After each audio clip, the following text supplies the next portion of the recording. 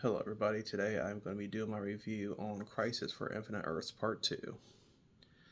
So, if you haven't seen my video on the first movie, Crisis on Infinite Earths Part 1, go ahead and watch that video.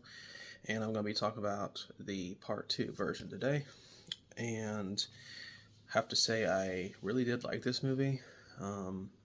It kind of goes more into the Monitor's backstory, which basically he's of course, of a race of people that are hundreds of millions of years old, inconceivable to people who are mortal. And he's explaining that to Supergirl after he saves her. Basically, he starts to have compassion and understanding for why there are people who want to do well. It's kind of like Supergirl kind of convinces him to, instead of just sit back and watch everything happen, to actually do something and take action.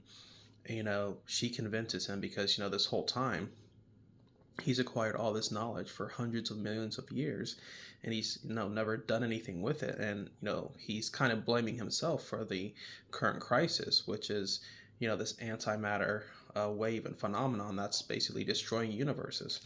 So there's a very good relationship between the Monitor and Supergirl because at first it's like she hates being there, and he's just like keeping her there as like a slave almost. And there's a point where she goes to an Earth and she figures out, okay, my cousin Cal is here, but he just brings her back.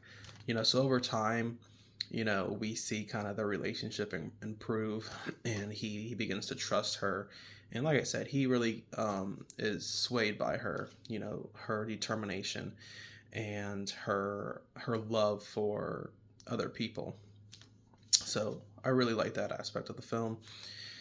You have a very prominent character who we do see in the beginning, kind of his origin story. I believe they called him Dr. Spectrum, the dude who can like mind control people or kind of get them to act out on their emotions. He's like an empath, and he can kind of amplify people's emotions. So he plays a very important part in this film. Eventually, the Monitor gives him just a fraction of his power,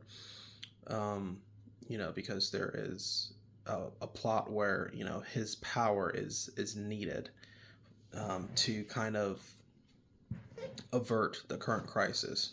So I thought that was cool. I thought he was an interesting character. And then it's explained that this guy can travel to multiple realities, to multiple Earths. And in many different cases, we see Ted Korg talking to him about, this guy's just a sociopath villain who just wants to make every Earth that he's been to in his image. And he's like, I'm not buying it, that you have the Monitor's power. I know what you're up to, but unfortunately, Ted Korg's mind is not strong enough, and he eventually kind of gets mind controlled by Dr. Spectrum. So he's a good character in this movie. He's kind of he's, I wouldn't say he's morally ambiguous, because it's like, yeah, this guy's like a straight up villain. He is psychotic, and he's got this god complex. But overall, it's more about the Justice League and the other heroes continuing to monitor the towers, and to make sure they're functioning properly to hold off these antimatter wave phenomenons. And eventually we see that these creatures, these like shadow creatures, they are appearing all over to take down these towers, but they eventually pull back their forces and they start attacking one target. And so all the heroes have to convene at one target on a certain Earth and battle these creatures. And then we see them all merging together to become it's one entity. And the Monitor wasn't even aware of that at first. So it just shows that the Monitor is, well, they have incredible knowledge. They don't always account for every possibility. So I really like this film.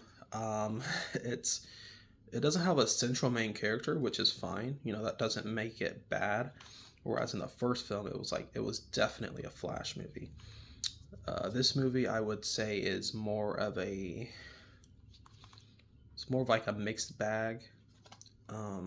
You have a little bit of a Supergirl story there, a little bit of a Batman story, and they have a little bit of John Constantine in there also. He plays a pretty important role in this film.